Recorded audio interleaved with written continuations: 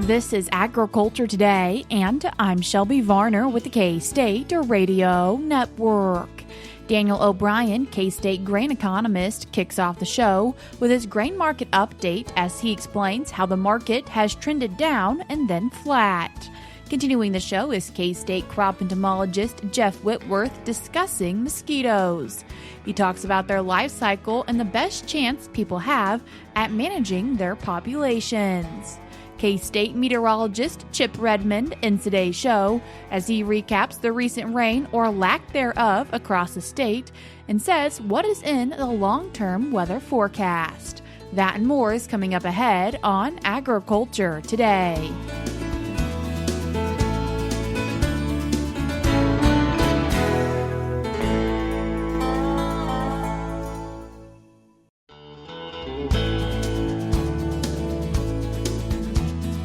You're tuned in to Agriculture Today, and we start our Friday show with the grain market update from K-State grain economist Daniel O'Brien. Daniel, thanks for joining us today. Thank you very much, Shelby. Daniel, when we're looking at the grain market, what are we seeing for prices? Some interesting trends.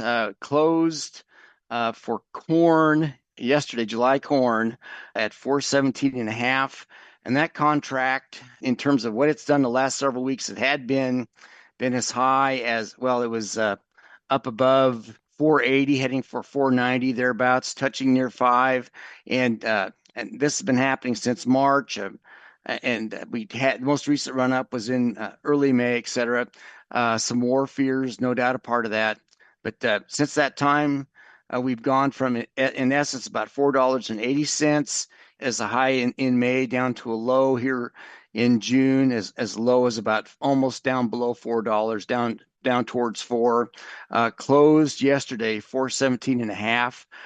And when you look at some of the measures of what's going on in that market, the volume has certainly, with July coming towards the end of approaching its delivery period, you've seen the volume drop by at least half in the upfront contract. The open interest dropping that or more down to 343,000 contracts. The RSI relative strength index dropping below critical factors at, basically below 30 on a 0 to 100 scale, 50 being neutral, and below 30 is generally thought by technicians to be a sign of really an oversold situation. And I think oversold is a proper way to view it. However, in the last bit of time, in the last few days, we've from dropping to those lows as we were approaching 405, 410, something like that.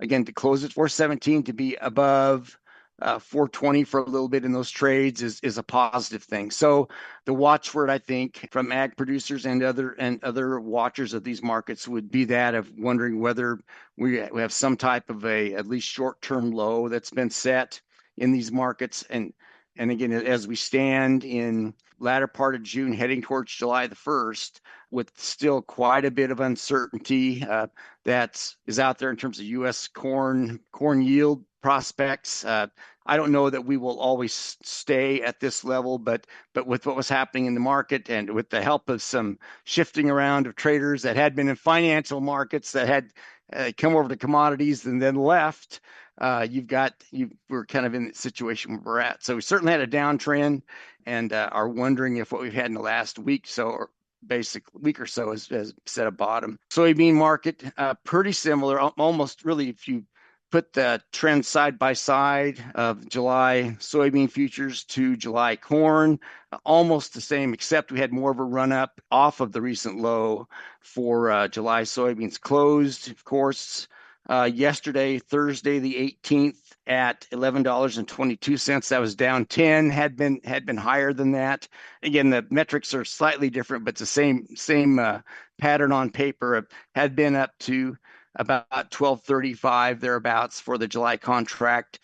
Dropped down to just around $11, a little above that. Closed yesterday at 11.22 and 3/4. And again, farmers wondering, is that the low? So time will tell on that. And I guess the old adage would be that we make corn in July, we make soybeans in August. So those are certainly critical periods upcoming as we're farther out for beans.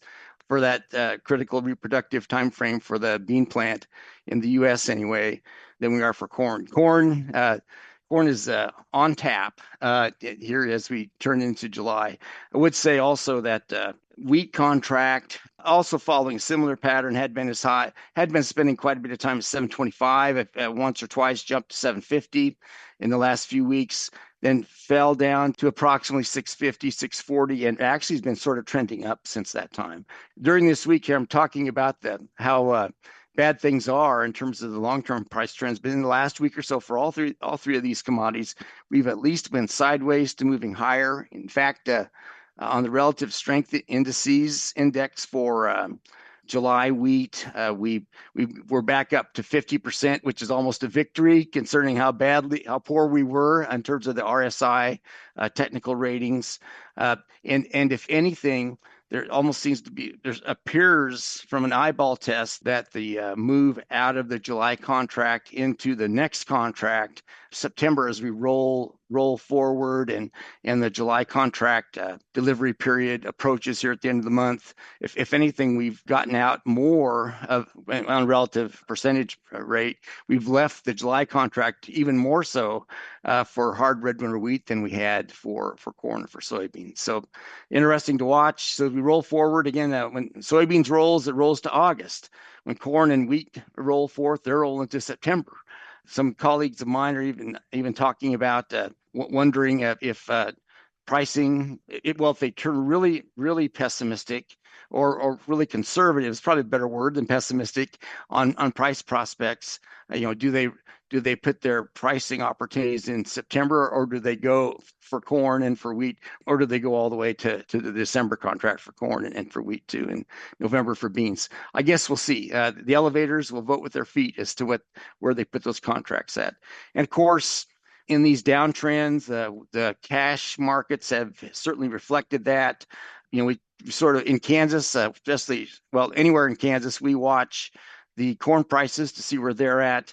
And right as we speak, yesterday, the last set of numbers that I had, the high prices at the very top bids for elevators and regions.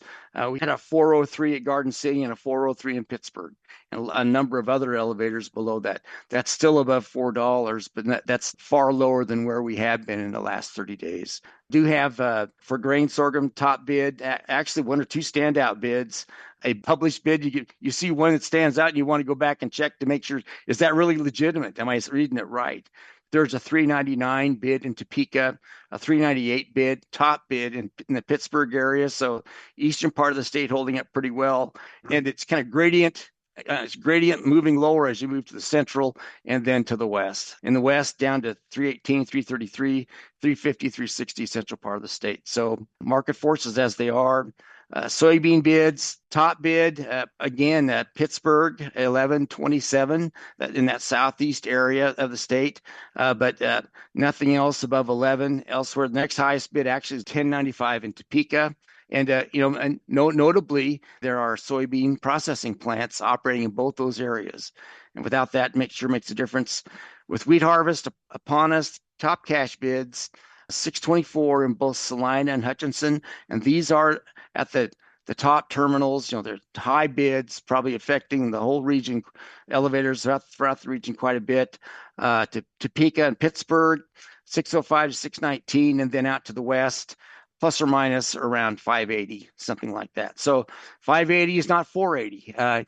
In the midst of harvest, you've got that in play. We do have new crop bids for July, actually looking a bit better. The Hutchinson bid is 659, top one in the state, 624, 619 in Garden City. So a little bit better if a person's willing to forward price. But again, we've got some production risk, and again, the risk of weather damage, et cetera, that could still come in on that. So stand back and look at all that.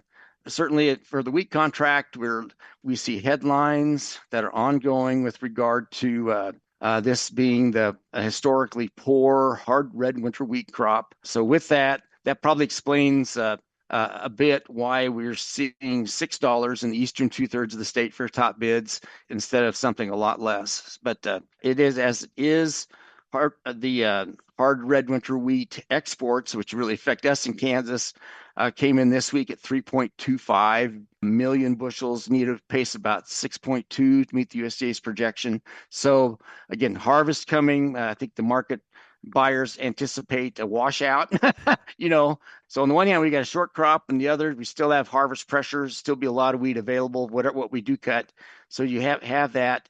And also on the other side, we still see the trend of strong corn exports at a pace of 71.5 million bushels for the week ending June 11th, and need a pace of, well, that's basically just a hair above the pace we need to meet the USDA's projection for exports of 3.325 with 10 weeks left of the marketing year. So holding up pretty well. And even should also mention, after a really pretty scanty week last week, now grain sorghum's come in with a 12 plus million bushel export week. So we kind of bunched up a bunch of purchases, and that's a strong signal. Of course, in the market, still that's happening at a time when prices are pretty low. And to finish up then for soybeans, had a pace of about 20.2 million bushels actually shipped for the week ending June the 11th, and we need about 16.7 to meet the USDA's projection. So quietly, some good news actually in the soybean market. Overall, we stand back, and it's summer. Got a lot of volatility. The forecasters are hedging their bets on what happens in July and August. And with that plus geopolitical intrigue and the energy market changes up and down and whatever else, all still affecting us in a fairly volatile fashion. But even with that volatility, we're pretty conservative right now for grain prices. Daniel, thank you for taking the time to join us today. Thank you very much, Shelby. That was K-State grain economist Daniel O'Brien. We're cutting to a short break now, but we'll be right back.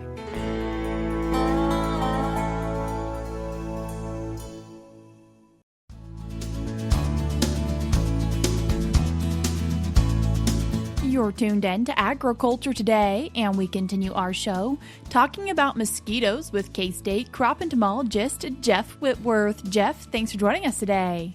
My pleasure, anytime. Jeff, what conditions do mosquitoes like to be in? Mosquitoes have been plaguing us forever, and I do not like mosquitoes or ticks for that reason. But in the last week or two, at least in the north central part of the state, we've gotten a lot of rainfall, and that always increases the problem with mosquitoes especially. First of all, only the female mosquito, adult mosquito, is a blood seeker. They're ectoparasites, which means they get on the outside and they suck blood from a host. The mosquito, and in Kansas, we have, nobody really knows, but probably at least 50 different species of mosquitoes. I'm just going to talk generally about mosquitoes because each species is a little bit different. But from our perspective, it doesn't matter because they all want to suck blood from us. So the mosquito eggs are laid usually either on water or on some low place in the soil that will fill up with water, and the eggs hatch. Summertime temperatures, the eggs hatch probably in 3 or 4 days in 70 to 80 degree temperatures. They hatch into little, what we call wigglers, little larvae. They're aquatic. They live in the water, but they have to come to the surface to suck oxygen or to get air. They have little siphon tubes that they stick up, and they take a little air in, and then they wiggle, or they head down to the bottom of the pool or whatever body of water they're in, and they filter feed out food. By that I mean generally it's organic stuff that is dissolved in the water. They have filter feeders, and that it filters the water and out of the nourishment that they need. And each species is a little bit different, but they filter feed in organic material in the water. The reason that's important is because in the last week or two, we've gotten a lot of rain and we've gotten a lot of fields underwater. Well, as those fields go underwater, the vegetation that's there is underwater, and that's an ideal situation for the female mosquito to deposit the eggs, and for the eggs to hatch, and for the mosquito larvae then to have lots of decaying organic matter in the water that they can feed upon. So it's an ideal nursery for mosquitoes. A lot of places in these fields, then they get flooded, and you don't even notice in the middle of a field or in the edge of the field there's a low spot or in the ditches, and it's all full of vegetation. Some of it is, drowning, so it's decaying, but there's already old vegetation there. This is an ideal source of food for these developing mosquito larvae. And then after 3 or 4 days, or however long it is, but it's all based on temperature, doesn't take long, they turn into pupae. The pupae are generally kind of a dark brown or a black. They're kind of common shaped, and they're very active also, but they still have to float to the surface to breathe. So all the mosquito larvae or the pupae, even though they're aquatic, they still have to come to the surface to breathe air. So after 2 or 3 or 4 days, then the pupae will become adults. They will normally mate close to wherever they've emerged from that source of water, and then they fly or they are blown someplace where they're looking for a food source. Now, the problem with all the water, you get lots of places holding water that you don't realize. And we've done surveys over the last 40 years. Old tires, a lot of people have old tires just laying around you don't think about. Bird baths, places that you use to water your pets. Those are really good places to produce mosquitoes, because remember, mosquitoes are very small. An adult female mosquito can lay 200-300 eggs each one. Another source that we found are clogged eaves troughs. Lots of times people don't even realize their eaves trough is even half full of water. It doesn't even have to be all the way. Or a lot of people have compost piles, and they've dug out a little depression in their soil to throw old vegetation in to compost for the next year. Well, that little depression after a big rain can hold a lot of water, and you got that already full of vegetation. So that's an ideal site to produce a lot of mosquitoes. And those mosquitoes, the females have to have a blood meal in order to produce eggs, in order to produce fertile eggs. So the males, they don't bite. The males have a little bushier antenna. If you see them up close, you can actually tell a male from a female because if it has bushy antenna, or that's a male. I mean, most people don't care. Most people, it's a mosquito, it's a mosquito, but it's only the females that are seeking blood. And they will utilize just about anything for a blood meal. I've seen reptiles just lined with mosquitoes feeding off of them, birds, horses, goats, sheep, just about anything can provide a blood meal for these mosquitoes, and that will keep them going. Now, remember, you can produce a generation in probably 2 weeks. So in a month, you can have 2 or 3 generations. Each female is putting out 200 or 300 eggs. So that's why all of a sudden after big rains, we get lots of mosquitoes. Generally, they don't do well in moving water, so it's the water that's drained into a small ponding area or some area like that that's producing the mosquitoes. So the best way to help alleviate that situation, empty it out, whatever it is. Make sure you empty your pet's water dish at least once a week, because remember, it takes about a week for them to go from egg to adult. Whatever water there is, make sure you try and drain it out at least once a week or change it. That will definitely help. But that's the problem with the larvae. Then they turn into adults. Now, I get lots of calls about adult treatment programs. Some municipalities or cities, they have an adult mosquito fogger or treatment program they like to indulge in every so often, once a year, twice a year, whenever the public gets clamoring for it enough. And also a lot of pest control companies offer adult mosquito spraying services. The thing about treating for adult mosquitoes are like little flies or little midges. They fly. So in order to kill a mosquito, it has to come in contact with the insecticide. So if a mosquito leaves a body of water as an adult and flies into your window and bites you, doesn't matter how good the spray is, it's not going to kill that mosquito. It's still going to bite you and fly off. Also, the fogging. We've done several trapping studies with the city foggers when they go down and they put out a fog. They use very little active ingredient, very little insecticide or toxin. They have to.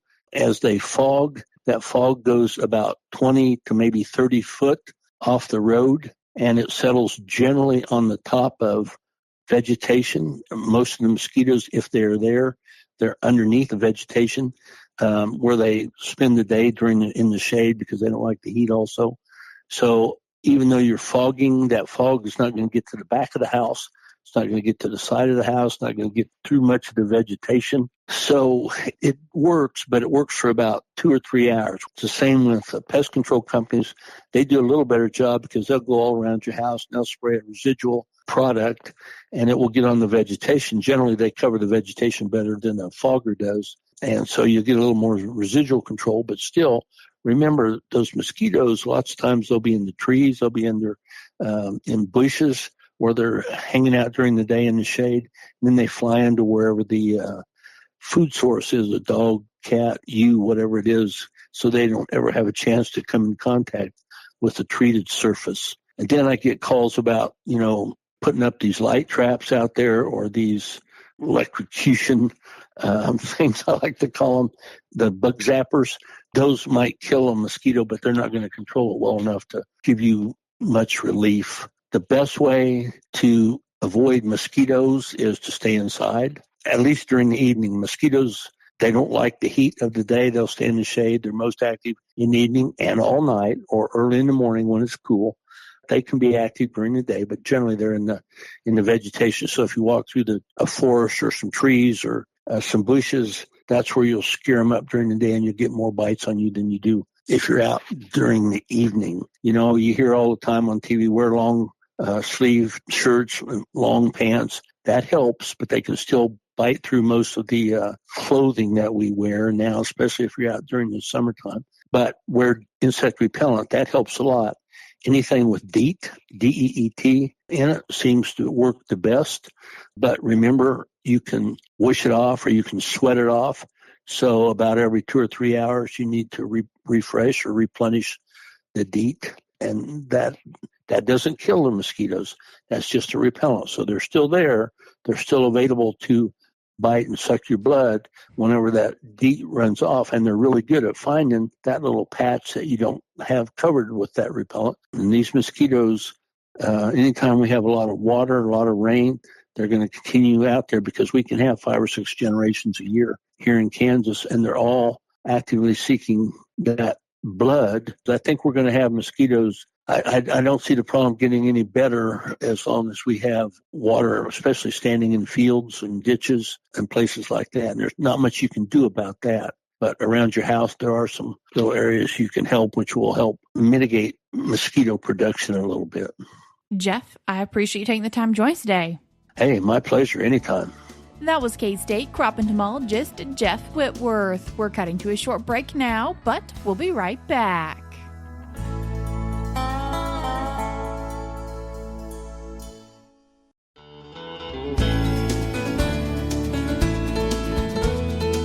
You're tuned in to Agriculture Today, and we conclude our Friday show with a weather update from K-State meteorologist Chip Redmond. Chip, thanks for joining us today. Yeah, thanks for having me. Chip, as we're recording this Thursday morning, what rain and precipitation have parts of the state seen or parts of the state not seen? Yeah, it's been, a week of have and have-nots, as is pretty typical for this time of the year. Eastern Kansas and southern Kansas were the big winners this week. As much as 3, even Old Glass 4 inches in far southeast Kansas, but we get further north and west and where they have seen some moisture, it's been more towards that anywhere from a ½ inch to an inch. So there were some have-nots. Those areas include the northwest and north central. And when we look at just how much precipitation folks average on a weekly basis, anywhere from 1.5 inches in the east to about 3/4 of an inch in the west. And so those areas that missed that moisture in northwest and north central went back in the negative column this week with departures from normal by that much, by up to 3/4 of an inch to an inch in north central. So that all impacts drought. I mean, we look at precipitation over the last couple of weeks has been fairly good to the state of Kansas, and so we've had some drought relief. But this week, no drought degradation, but we're keeping some of those precipitation departures in the negative column, and that just keeps us in that drought concern. And we notice grass is starting to dry out in the northwest. They did pretty well with precipitation here earlier in last month, and now definitely starting to flip the script and trend the other way, unfortunately, for those areas. What temperatures or severe weather have we also seen? Yeah, we've had a little bit of everything. We had some severe weather over the weekend, including some tornado warnings in northeast Kansas and central Kansas, hail up to 2.5 inches. No real big tornadoes did occur, but just some pretty storms and slow-moving storms has been the theme, it feels like, over the last couple of weeks, where when we do get storms, they dump a lot of rain in a short period of time. That's kind of the worst severity of them. As we look at temperatures, we actually have seen 100 degrees a couple of times now in southwest, south central Kansas. Most interestingly enough, on Wednesday of this week, we had temperatures almost 100 degrees in southwest Kansas with a northerly wind. That's not something we see. In fact, I pulled some of the historical data and looked at wind roses. They basically plot wind speed and wind direction based upon temperature, and it's extremely, extremely rare to get that warm a temperature in Kansas with a northerly wind. So unique circumstance there for sure, but most of the states running about 2 to 3 degrees above normal for the month of June thus far. As we take a long look ahead, what are you seeing? Yes, the new outlooks just came out for extended, but first, the next 2 weeks into early July, above normal precipitation is favored. We're going to be dealing with, and we already have been really, a stalled front across the plains. And it's a very similar pattern when you go back and look at the spring, that jet stream with northwest flow dipping across the central United States. That's kind of what we have now. High pressure in the west, low pressure off to the east, and the plains in the middle. And what that's doing is draping a stationary front. Somewhere moves north as a warm front some days, and other days it moves south as a cold front. But regardless, that east-west line is usually the delineation of where storms are going to track. And storms go down, track down that frontal system. And we're going to see that frontal pattern just continue, and even some influences of the tropical component, especially with tropical storm Arthur, which has just recently been demoted to just a low pressure again. But we're also starting to get tropical activity in the East Pacific. That moisture is going northward into the plains and into that front and providing ample chances of precipitation. So above normal precipitation, temperatures are going to waver with that front. Near normal temperatures are expected for July, August, September. Kansas is in that battleground area still, where above normal temperatures are expected to our west and south, and near normal to cooler than normal expected to the north. And precipitation-wise, we're really going to be heavily dependent on if that front continues to be oriented across the plains. But right now it looks like this break down a little bit and shift the precipitation more to the west across the Rocky Mountain with an influx of the monsoon moisture, and things likely starting to dry out across the plains with near normal precipitation expected through July, August, and September. That was K-State meteorologist Chip Redmond. That's what we have for you this week on Agriculture Today, but we'll be back with more for you on Monday.